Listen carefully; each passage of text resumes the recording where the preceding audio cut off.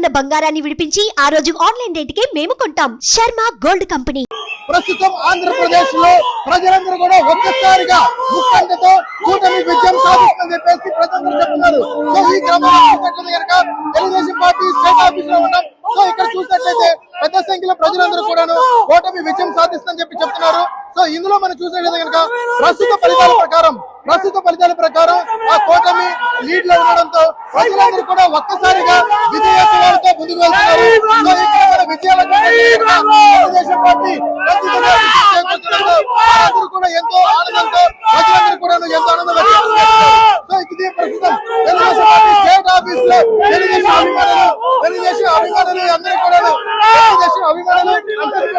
పెద్ద సంఖ్యలో వారి అభిమానాన్ని చాటుతున్నారని చెప్పొచ్చు.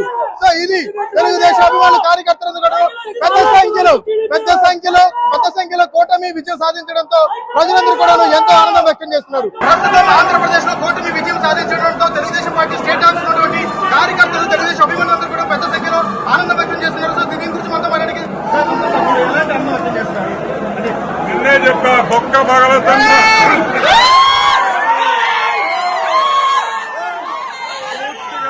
పగిలింది. ఒక్కొక్క నా కొడుకులు మమ్మల్ని వేధించిన నా కొడుకుల్ని అందరికీ గుర్తుపెట్టుకోండి.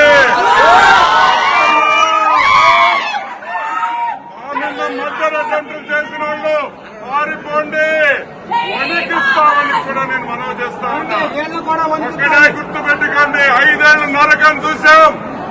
5 ఏళ్లు నరకం అంటే ఎలా ఉంది? కెమెరామెన్ ముఖేష్ విజయ్ రిపోర్టింగ్, మంగళగిరి నియోజకవర్గం.